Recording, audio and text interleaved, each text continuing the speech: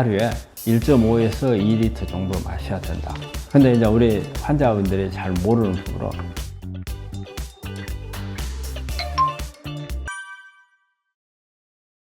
물은 우리가 일반적으로 많이 알려져 있죠. 하루에 1.5에서 2리터 정도 마셔야 된다. 근데 이제 우리 환자분들이 잘 모르는 부분으로 그러면 나는 그냥 1.5리터의 물을 아침에 일어나서 물 한 컵 마시고 밥 먹고 나서도 물 마시고 또 밥 먹으면서 국에 있으니까 물도 있고 이제 이런 부분들을 다 합쳐서 1.5에서 2리터라는 것을 말하는지 아니면 물만 따로 말하는 건지 그걸 잘 모르시더라고요. 그래서 이제 그런 부분들을 물어보는데 1.5에서 2리터라는 물은요 정말 빈속에 먹는 물을 말해요. 우리가 음식을 먹고 갈증이 나잖아요. 그래서 물을 먹게 되잖아요. 이 물은 이 음식을 희석시키기 위한 물이에요. 그렇기 때문에 우리가 말하는 그 물 속에 포함은 되질 않습니다. 그리고 또 마찬가지로 국을 먹잖아요. 국을 먹으면 이 속에 있는 물도 계산에 안 넣어요. 이것도 마찬가지로 국 속에 있는 성분들을 처리하기 위한 물일 뿐이거든요. 그래서 그런 부분들이 해당이 안 되기 때문에 내가 빈속에 먹는 물을 1.5에서 2리터 정도 마시는 게 가장 좋다는 것을 말씀드립니다. 미네랄 물은 생수, 정수기물, 수돗물 어느 물을 먹어야 좋은가요? 전에도 제가 물에 대해서 강의를 하면서 여러분들한테 많이 설명했던 부분이거든요. 사실 우리가 이제 물은 이게 미네랄 우리가 이제 되게 이제 약수를 많이 생각하죠. 그리고 요즘에는 이제 생수로 해서 이제 판매돼서 나오는 거 미네랄이 들어있는 물이고요. 그런데 우리가 집에서 정수해서 먹는 물은 정수하는 과정에 미네랄이 많이 걸러져 버려요. 그래서 예전에는 역삼투하고 완전 방식을 쓰는 경우는 아예 없어요. 증류수나 마찬가지였어요. 그런데 요즘에 나오는 제품들은 보면은 역삼투압 방식에다가 약간 삼투압 방식을 섞죠. 그래서 미네랄이 약간 있긴 있지만 그래도 아주 적은 양이에요. 그리고 우리 이제 수돗물 같은 경우는 우리가 자연수에 이제 소독을 한 개념이 있죠. 되게 이제 불소가 많이 들어가 있는데 사실 불소가 들어가 있는 부분은 우리 몸에 그렇게 썩 좋은 건 아닙니다. 이 세 가지를 이제 이렇게 구분하자면 가능한 한 먹을 수 있는 물은 저는 이제 미네랄이 들어있는 우리 생수나 이런 부분들, 약수. 근데 약수는 사실은 조금 생각하실 필요가 있어요. 약수 같은 경우는 우리 토양에 칼슘이 석회색이 엄청 많아요. 그래서 물 자체가 칼슘 성분이 아주 많습니다. 그리고 어떤 약수 같은 경우에 떠다 놓고 나면 밑에 하얗게 깔리는 게 나오잖아요. 그래서 우리가 이게 석회색이 많아서 그렇거든요. 근데 이런 석회색이 많은 물은 칼슘이 많아져서 사람을 다운시켜요. 기분을 다운시키고 우리가 에너지를 만드는 데 있어서도 적게 이렇게 하는 이런 작용을 하기 때문에 우리 암 환자들은 그렇지 않아도 기력이 떨어져 있어요. 떨어져 있기 때문에 이것을 높여야 되는데 이런 약수나 이런 부분들에는 약간 석회석, 칼슘이 많아서 그런 부분들을 조금 주의하시는 게 좋고 그래서 제가 이제 전에 우리 강의하면서 항상 이런 이야기 했어요. 되게 약수 들어가는 분은 나이 많이 드신 분들이 들어가요. 근데 만약에 또 오면 운동 삼아서 또 오기는 하지만 와서 먹는 거는 젊은 친구들한테 주라. 제가 그런 말을 많이 했는데 그런 부분들을 좀 생각해 볼 필요가 있고 그리고는 이제 우리가 생수, 우리가 사서 먹는 생수에는 되게 이제 칼슘이 너무 많이 들어가서 칼슘을 좀 제거를 합니다. 그래서 우리 한국 사람들한테 맞는 생수는 한국 제품이 좋아요.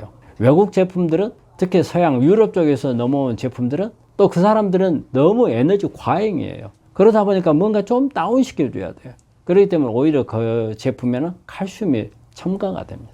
그래서 이 칼슘이 첨가된 제품을 우리 한국 사람들이 에너지가 효력이 떨어지는 한국 사람들이 먹는 것은 그건 또 좀 아니거든요. 그래서 우리가 생수를 먹는 경우에는 가능한 한 한국 사람은 한국 제품을 먹는 게 좋고요. 그 다음에 이제 수돗물 같은 경우는 수돗물을 그냥 먹는 사람 잘 없죠. 대부분 다 정수를 해가지고 먹죠. 그래서 정수기를 통해서 먹는 물이 돼버리는 거예요. 그래서 수돗물을 그냥 먹는 경우에는 불소 문제가 있습니다. 불소. 그리고 수돗물은 상수원을 수도관을 통해 오면서 거기에서 어떤 묻어올 수 있는 이런 부분들, 불순물들, 이런 부분도 생각을 해야 되거든요. 그래서 대부분은 정수기 물로 먹게 되잖아요. 정수기 물을 먹는 경우에는 미네랄 부족이 되거든요. 그래서 정수기 물만 오랫동안 먹었던 분들은 저희가 어떤 미네랄 보조제를 같이 먹으라고 그래요. 그렇지 않으면 미네랄 부족 현상이 올 수가 있거든요. 그래서 제일 권하는 부분은 생수를 먹는 게 오히려 안 낫나 그렇게 생각합니다. 물을 어떤 물을 마실 건가 이것도 상당히 참 중요해요. 근데 이 물을 마시면 순수한 물보다는 우리가 그 암 환자들한테 중요한 부분이 미네랄이 상당히 중요하거든요. 그래서 미네랄 공급을 잘 해줘야 돼요. 그 물 마실 때 가능한 이 물 속에 미네랄이 많이 녹아 있는 게 좋겠죠.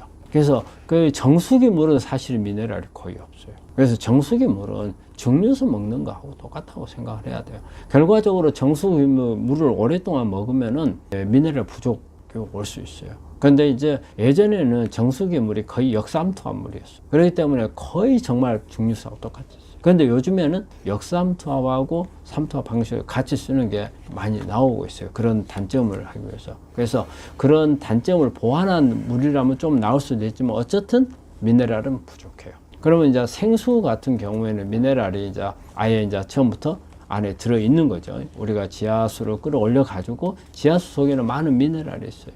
그래서 여기에는 미네랄이 함유되어 있기 때문에 괜찮다고 볼 수는 있죠.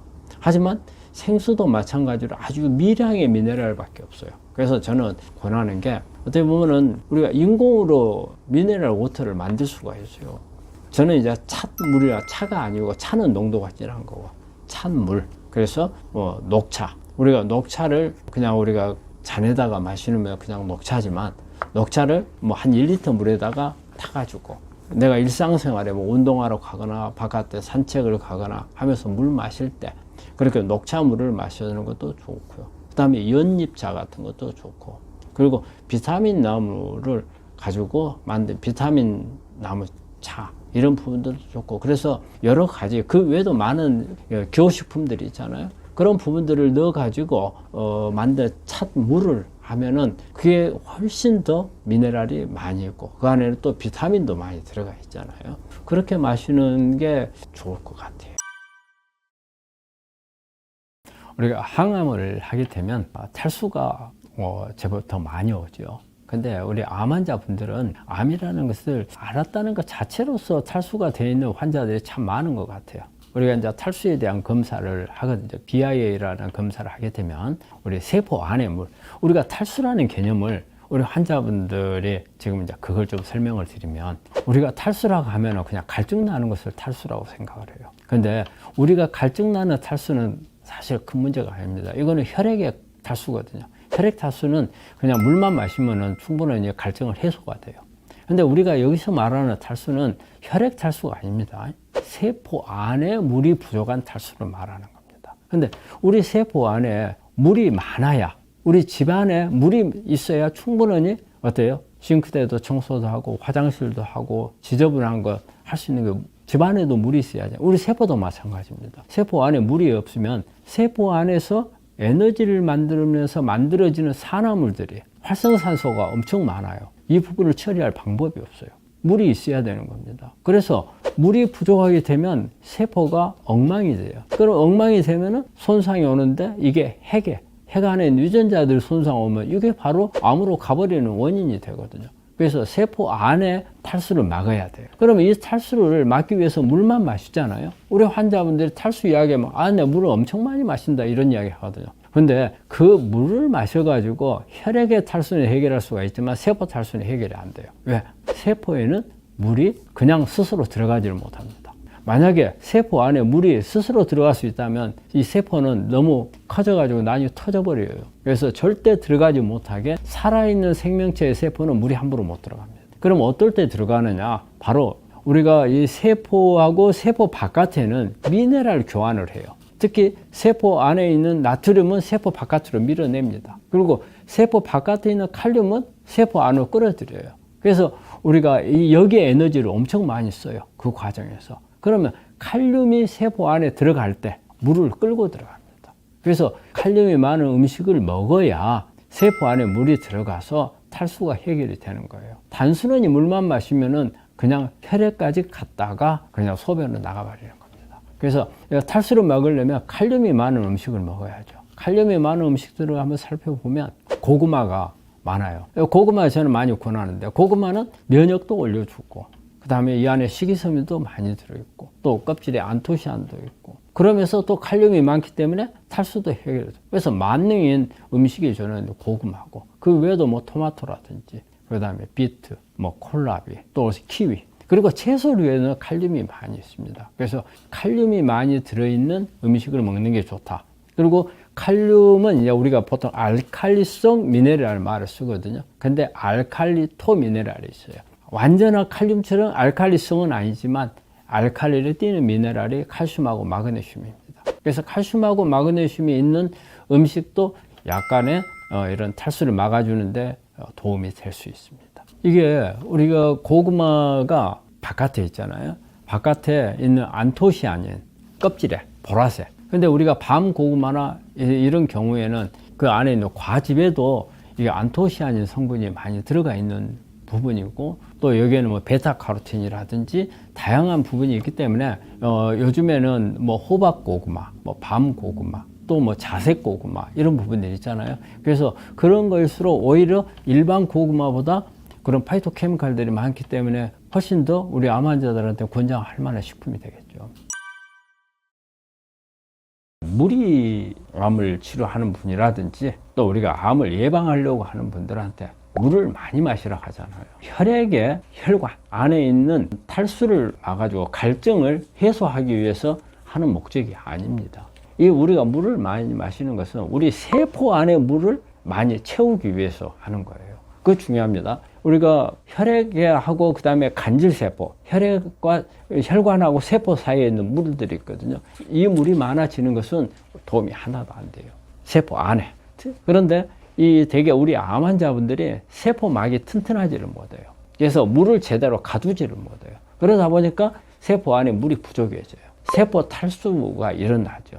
우리가 이 검사하면은 그냥 나옵니다. 우리가 그 세포 탈수에 대해서 검사를 할 수가 있거든요. 이게 이제 세포 탈수가 이렇게 이제 오는 경우에 어떤 문제들이 생기느냐. 우리 집에서 우리 물이 없을 때 우리가 불편함하고 우리 세포 안에서 물이 없을 때 불편함은 좀 유사성을 가지고 있어요. 우리가 집 안에서 물이 없으면 어때요? 설거지하기 어렵죠. 청소도 어렵죠. 화장실에 대소변 봐놨는데 내릴 물이 없으면 냄새 고약하잖아요. 그러면 집안이 불결해지겠죠. 그게 오래된다면 어떤 질환이 생길 수도 있는 이런 부분이 되겠죠. 우리 세포 안도 마찬가지입니다. 세포 안에 물이 없게 되면 우리 세포 안에서는 미토콘드리아라든지 아니면 세포질에서 에너지를 만드는 가운데 산화물들이 많이 만들어져요. 그럼 이 산화물들을 항산화제가 제거를 하는 거거든요. 하지만 이 항산화제라든지 미토콘드리아라든지 이런 부분들에 있어서 물이 어느 정도 있어야 돼요. 물이 없으면은 그런 어떤 그 해독 기능이 많이 떨어져요. 한마디로 세포 안에 노폐물을 청소를 하지 못한다는 뜻이에요. 그래서 물이 부족하게 되면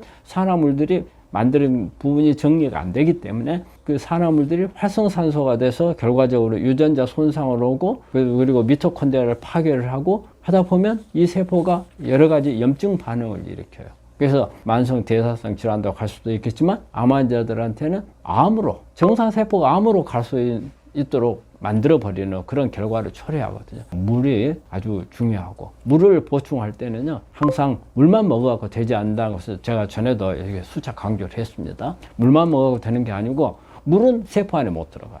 혼자 스스로는 들어가지 못해요. 뭔가가 물을 끌고 들어가는 게 있어야 돼요. 그게 바로 칼륨입니다. 칼륨을 먹었을 때 이 칼륨이 세포 안에 들어가면서 물을 끌고 들어가거든요. 그래서 칼륨이 많은 음식, 뭐 고구마라든지 비트, 토마토, 키위, 그 다음에 야채 종류, 칼륨이 많은 음식들 이런 부분들을 같이 먹으면서 물을 마셔야 세포 안에 물이 채이고, 다시 한번 강조하지만 우리 암 환자들은 세포 탈수가 절대 생겨서는 안 되니까 한 번 정도는 내 몸에 탈수가 있는가 없는가 검사할 필요가 있습니다. 정상치에서 1% 정도의 물이 부족하면은 우리가 세포 탈수로 봅니다. 그만큼 물은 예민하거든요. 그래서 필히 한번 검사를 해보시고 내가 물을 보충할 때는 그런 칼륨이 많은 음식하고 같이 하시면은 도움이 될 겁니다.